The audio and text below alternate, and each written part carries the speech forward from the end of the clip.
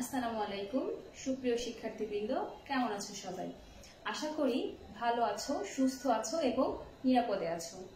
ফরিদপুর সরকারি বালিকা উচ্চ বিদ্যালয় কর্তৃক আয়োজিত অনলাইন ক্লাসে তোমাদেরকে স্বাগত জানাচ্ছি। আমি নাসরিন আক্তার সোমা, সহকারী শিক্ষক, ফরিদপুর সরকারি বালিকা উচ্চ বিদ্যালয় ফরিদপুর।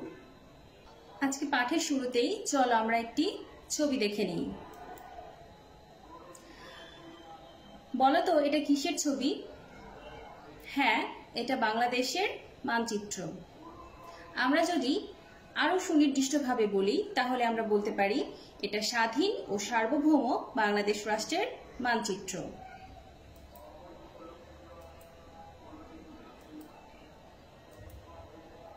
শিক্ষার্থীরা, তোমরা লক্ষ্য করো, বাংলাদেশের পশ্চিমে, উত্তরে এবং পূর্বে রয়েছে আমাদের প্রতিবেশী রাষ্ট্র ভারত, এবং দক্ষিণ পূর্ব দিকে রয়েছে মায়ানমার রাষ্ট্র, এবং বাংলাদেশের দক্ষিণে বিশাল জলরাশি বঙ্গোপসাগর রয়েছে। অর্থাৎ বাংলাদেশ রাষ্ট্রটি একটি নির্দিষ্ট সীমার মধ্যে আবদ্ধ। অর্থাৎ বাংলাদেশ রাষ্ট্রটি হচ্ছে একটি নির্দিষ্ট ভূখণ্ড যেখানে আমরা স্বাধীনভাবে চলাচল করতে পারি। চলো আমরা আরো কিছু ছবি দেখে নিই। প্রথম ছবিটিতে আমরা দেখতে পাচ্ছি আমাদের জাতীয় সংসদ ভবনের ছবি। দ্বিতীয় ছবিটিতে দেখতে পাচ্ছি মন্ত্রিপরিষদের বৈঠক, যার নেতৃত্ব দিচ্ছেন আমাদের মাননীয় প্রধানমন্ত্রী শেখ হাসিনা। এবং তৃতীয় ছবিটিতে আমরা দেখতে পাচ্ছি এটি হচ্ছে গণপ্রজাতন্ত্রী বাংলাদেশের সংবিধান, যার মধ্যে বাংলাদেশের অভ্যন্তরে সরকারের যে বিভিন্ন অঙ্গ সংস্থাগুলো রয়েছে তাদের মধ্যে পারস্পরিক সম্পর্ক কেমন হবে, বা বাংলাদেশের সাথে বহির্বিশ্বের সম্পর্ক কি ধরনের হবে, এবং আমাদের নাগরিক হিসেবে আমাদের দেশ থেকে আমরা কি ধরনের অধিকার পাবো সেগুলো, এবং আমাদের দেশের প্রতি আমাদের কি ধরনের কর্তব্য রয়েছে খুব সুন্দরভাবে সুস্পষ্টভাবে লিপিবদ্ধ রয়েছে। তাহলে শিক্ষার্থীরা, তোমরা নিশ্চয়ই বুঝতে পারছো যে আমি তোমাদের সাথে আজকে কোন বিষয় নিয়ে আলোচনা করব। আজকে আমরা আলোচনা করব বাংলাদেশ ও বিশ্ব পরিচয়ের অষ্টম শ্রেণীর সপ্তম অধ্যায় বাংলাদেশ রাষ্ট্র ও সরকার ব্যবস্থা নিয়ে। শিক্ষার্থীরা, আমরা এই অধ্যায় থেকে আজকে যে অংশটি আলোচনা করব তা হচ্ছে বিভিন্ন ধরনের সরকার ও বাংলাদেশের সরকার ব্যবস্থা। তোমরা খাতায় পাঠ শিরোনামটি লিখে নাও।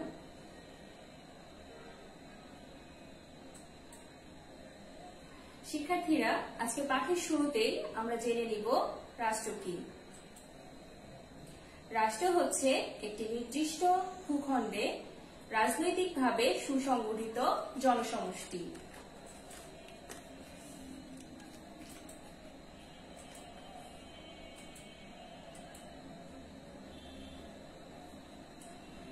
নির্দিষ্ট ভূখণ্ড, জনসমষ্টি, সরকার এবং সার্বভৌমত্ব, এই চারটি হচ্ছে রাষ্ট্রের অপরিহার্য উপাদান। এই চারটি উপাদানের যে কোনো একটি যদি অনুপস্থিত থাকে তাহলে আমরা রাষ্ট্র গঠন করতে পারবো না। অর্থাৎ এই চারটি উপাদানই একটি রাষ্ট্র গঠনের জন্য অপরিহার্য।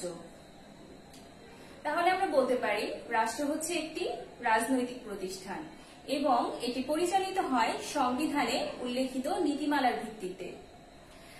অন্যান্য রাষ্ট্রের মতো আমাদের বাংলাদেশ রাষ্ট্রেও একটি সংবিধান প্রণীত হয়েছে দেশ পরিচালনা করার জন্য, এবং এটি প্রণীত হয় 1972 সালে।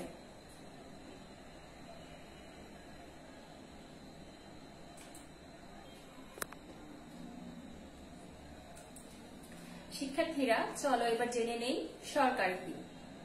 রাষ্ট্র পরিচালনার জন্য যারা নিয়োজিত থাকেন তাদের সমষ্টি হচ্ছে সরকার।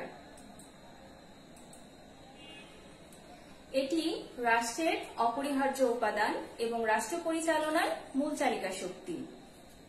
আমরা রাষ্ট্রের সাথে যদি আমাদের মানবদেহের তুলনা দেই তাহলে আমাদের মস্তিষ্ক ছাড়া যেমন মানবদেহ কোনো কাজ করতে পারে না, ঠিক একইভাবে এই সরকার ছাড়াও রাষ্ট্র চলতে পারে না।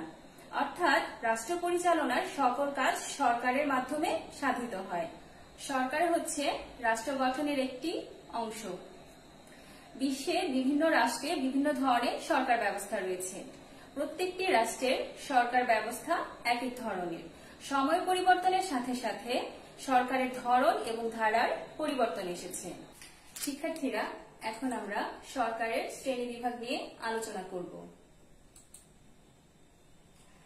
আমরা এখানে একটি ছক দেখতে পাচ্ছি। এখানে সরকারকে মূলত প্রধানত দুইটি ভাগে ভাগ করা হয়েছে। একটি হচ্ছে গণতন্ত্র আর একটি হচ্ছে একনায়কতন্ত্র। গণতন্ত্র হচ্ছে এমন একটি শাসন ব্যবস্থা যেখানে জনগণের অংশগ্রহণকে নিশ্চিত করা হয়। এই শাসন ব্যবস্থায় জনগণ সরাসরি তাদের ভোটের মাধ্যমে তাদের পছন্দের প্রতিনিধি নির্বাচন করে থাকে এবং এই নির্বাচিত প্রতিনিধিরাই সরকার গঠন করে এবং রাষ্ট্র পরিচালনা করে থাকে।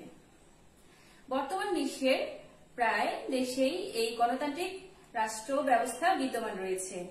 উদাহরণস্বরূপ আমরা বাংলাদেশের কথা বলতে পারি। এবার আসি একনায়কতন্ত্রে। একনায়কতন্ত্র বলতে বোঝায় এক দলের শাসন বা এক ব্যক্তির শাসন। এই ধরনের শাসন ব্যবস্থায় জনগণের মতামতের কোনো স্বীকৃতি থাকে না। এখানে কেন্দ্র যেভাবে রাষ্ট্র পরিচালনা করে থাকে ঠিক সেভাবেই জনগণকে তাদের জীবনযাপন অতিবাহিত করতে হয়। এই ক্ষেত্রে রাষ্ট্রের মতামতই হচ্ছে প্রাধান্য পেয়ে থাকে। উদাহরণস্বরূপ আমরা উত্তর কোরিয়ার কথা বলতে পারি। উত্তর কোরিয়াতে একনায়কতান্ত্রিক সরকার ব্যবস্থা বিদ্যমান রয়েছে এবং এই দেশের সর্বোচ্চ নেতা হচ্ছে কিম জং উন। রাষ্ট্রপ্রধানের ক্ষমতার ভিত্তিতে সরকারকে আমরা দুটি ভাগে ভাগ করতে পারি। একটা হচ্ছে রাজতান্ত্রিক সরকার আর একটা হচ্ছে প্রজাতান্ত্রিক সরকার। রাজতান্ত্রিক সরকার ব্যবস্থায় সরকারের প্রধান উত্তরাধিকার সূত্রে ক্ষমতা লাভ করে থাকেন। বর্তমান বিশ্বে দু একটি দেশ ছাড়া সরাসরি রাজতান্ত্রিক সরকারের কোনো অস্তিত্ব নেই। এর পরিবর্তে যে সরকার ব্যবস্থাটি এসেছে তা হলো নিয়মতান্ত্রিক রাজতন্ত্র।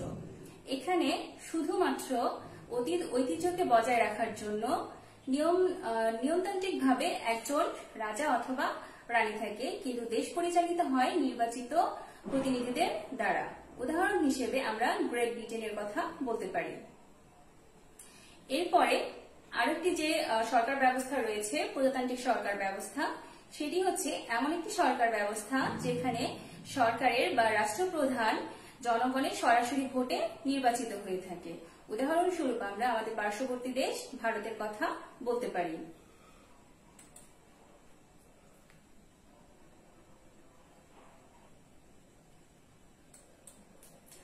এরপর আমরা দেখব ক্ষমতা বন্টনের নীতির ভিত্তিতে গণতান্ত্রিক সরকারকে দুটি ভাগে ভাগ করা যায়।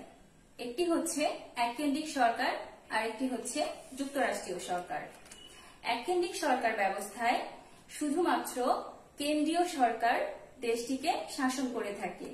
এখানে অন্য কোনো প্রাদেশিক সরকারের কোনো অস্তিত্ব থাকে না। উদাহরণস্বরূপ আমরা বাংলাদেশকে নিতে পারি। 2 নম্বর যুক্তরাষ্ট্রীয় সরকার ব্যবস্থা। যুক্তরাষ্ট্রীয় সরকার ব্যবস্থায় কেন্দ্রীয় সরকার এবং প্রাদেশিক সরকারের মধ্যে সংবিধানের আলোকে ক্ষমতা বন্টিত হয়ে থাকে। উদাহরণস্বরূপ আমরা মার্কিন যুক্তরাষ্ট্রের কথা বলতে পারি।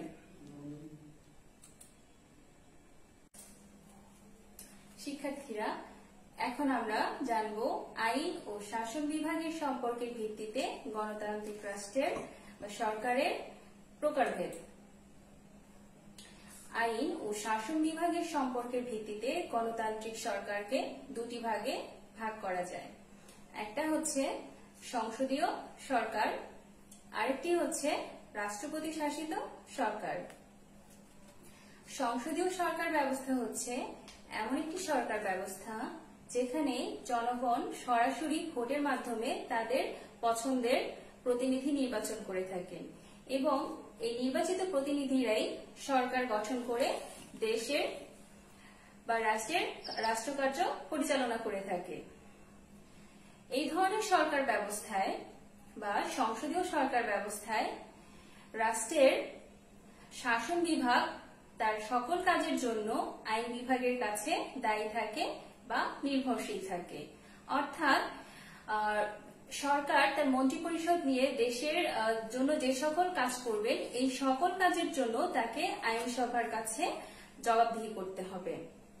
উদাহরণস্বরূপ আমরা বাংলাদেশের কথা বলতে পারি। এরপর আমরা জানব রাষ্ট্রপতি শাসিত সরকার ব্যবস্থা কি। রাষ্ট্রপতি শাসিত সরকার ব্যবস্থা হচ্ছে এমন একটি সরকার ব্যবস্থা যেখানে শাসন বিভাগ আইন বিভাগের উপর নির্ভরশীল থাকে না। রাষ্ট্রপতি শাসিত সরকার ব্যবস্থায় রাষ্ট্রপতি তার মন্ত্রিপরিষদ নিয়ে যে সকল কাজ করে তার কাজের জন্য আইন বিভাগের কাছে তাকে কোনো জবাবদিহি করতে হয় না। সে স্বাধীনভাবে তার মন্ত্রিপরিষদ নিয়ে তার কাজগুলো করে থাকে। উদাহরণস্বরূপ আমরা ফ্রান্সের কথা বলতে পারি।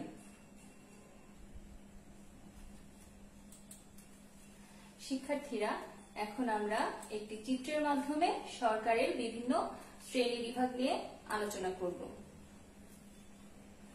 আমরা প্রথমেই দেখতে পাচ্ছি সরকারকে দুটি ভাগে ভাগ করা হয়েছে। একটা হচ্ছে গণতন্ত্র আর একটা হচ্ছে একনায়কতন্ত্র। আমরা একটু আগে আলোচনা করে এসেছি গণতন্ত্র কি। গণতন্ত্র হচ্ছে এমন একটি সরকার ব্যবস্থা যেখানে জনগণের অংশগ্রহণ নিশ্চিত করা হয়। এই সরকার ব্যবস্থায় জনগণই হচ্ছে সকল ক্ষমতার মূল বা জনগণই হচ্ছে রাষ্ট্রের মালিক। আর একনায়কতান্ত্রিক সরকার ব্যবস্থা হচ্ছে এমন একটি সরকার ব্যবস্থা যেখানে জনগণের মতের কোনো প্রাধান্য দেওয়া হয় না। এখানে একজন নেতা বা এক দলের প্রাধান্য বা ইচ্ছা অনিচ্ছাকে এখানে প্রাধান্য দেওয়া হয়ে থাকে। এবার আমরা দেখি যে গণতন্ত্রকে আবার দুটি ভাগে ভাগ করা যায়। একটি হচ্ছে নিয়মতান্ত্রিক রাজতন্ত্র আর একটি হচ্ছে প্রজাতন্ত্র। নিয়মতান্ত্রিক রাজতন্ত্রে নিয়ম মাফিক একজন রাজা অথবা রানী থাকে, কিন্তু সরকার নির্বাচিত প্রতিনিধিদের দ্বারাই সরকার গঠিত হয় এবং রাষ্ট্র পরিচালিত হয়। আবার প্রজাতন্ত্র হচ্ছে সেই রাষ্ট্র ব্যবস্থা যেখানে জনগণের সরাসরি ভোটে বা প্রত্যক্ষ ভোটে রাষ্ট্রের প্রধান নির্বাচিত হয়ে থাকে। আমরা দেখতে পাচ্ছি যে নিয়মতান্ত্রিক রাজতন্ত্রকে আবার দুটি ভাগে ভাগ করা হয়েছে। একটি হচ্ছে যুক্তরাষ্ট্রীয় আর একটি হচ্ছে এককেন্দ্রিক। যুক্তরাষ্ট্রীয় সরকার ব্যবস্থা হচ্ছে এমন একটি সরকার ব্যবস্থা যেখানে কেন্দ্রীয় সরকার এবং প্রাদেশিক সরকারের ক্ষমতা সংবিধানের আলোকে বণ্টিত হয়ে থাকে। আর এককেন্দ্রিক সরকার ব্যবস্থা হচ্ছে এমন একটি সরকার ব্যবস্থা যেখানে কেন্দ্রীয় সরকারের হাতেই সকল ক্ষমতা ন্যস্ত থাকে। আমরা যদি লক্ষ্য করি চিত্রে, তাহলে দেখতে পাচ্ছি যে প্রজাতন্ত্রকে আরো দুটি ভাগে ভাগ করা হয়েছে। সেটা হচ্ছে একটা হচ্ছে সরকার সংসদীয় সরকার, আরেকটি হচ্ছে রাষ্ট্রপতি শাসিত সরকার। সংসদীয় সরকার ব্যবস্থা আমরা একটু আগেই পড়ে এসেছি, যেখানে শাসন বিভাগ আইন বিভাগের উপর নির্ভরশীল থাকে। আর রাষ্ট্রপতি শাসিত সরকার ব্যবস্থা যেখানে শাসন বিভাগ আইন বিভাগের থেকে স্বাধীন থাকে বা আইন বিভাগের উপর নির্ভরশীল থাকে না। এই সংসদীয় সরকার আর রাষ্ট্রপতি শাসিত সরকারকে আবার দুটি ভাগে ভাগ করা যায়। এগুলো হচ্ছে যুক্তরাষ্ট্রীয় সরকার এবং এককেন্দ্রিক সরকার।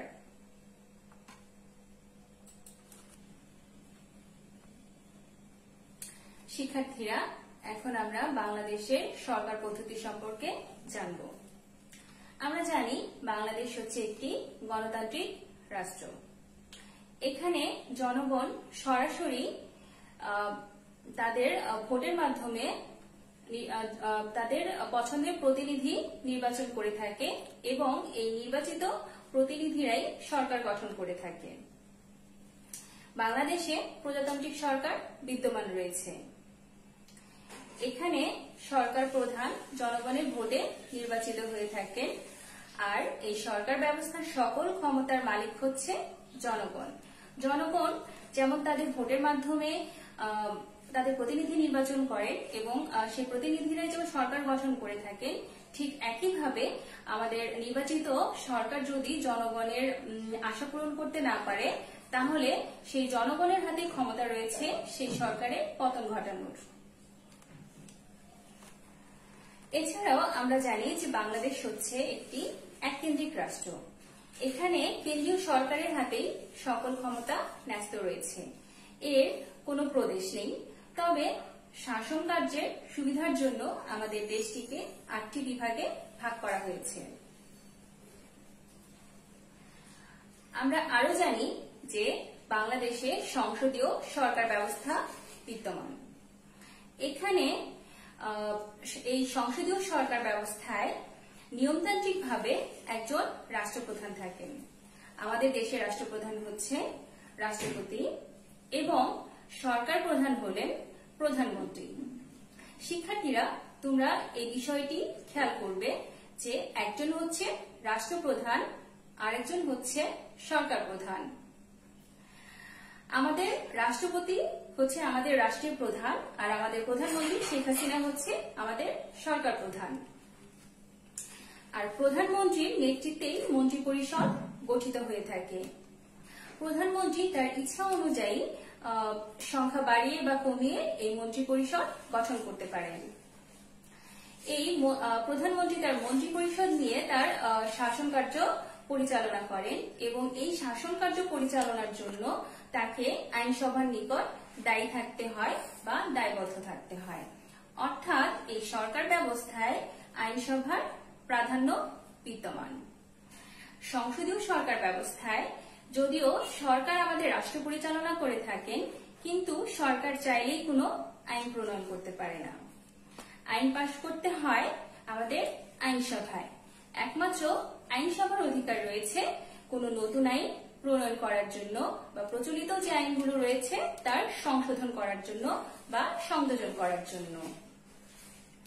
আর এই সংসদীয় সরকার ব্যবস্থায় মন্ত্রিপরিষদ রাষ্ট্র পরিচালনার জন্য যে কোনো নির্বাহী কার্য সম্পাদন করে থাকে, তার জন্য আইনসভার কাছে তাকে দায়বদ্ধ থাকতে হয়। অর্থাৎ আমাদের সরকার বা মন্ত্রিপরিষদ রাষ্ট্রের যে কাজগুলো রয়েছে সেগুলো তারা তাদের নিজ দায়িত্বে কাজগুলো সম্পাদন করে থাকে। তবে এই কাজগুলো শুধু তারা করলেই হয় না, তাদেরকে এই কাজের জন্য আমাদের আইনসভা বা সংসদে তাদের জবাবদিহি করতে হয়।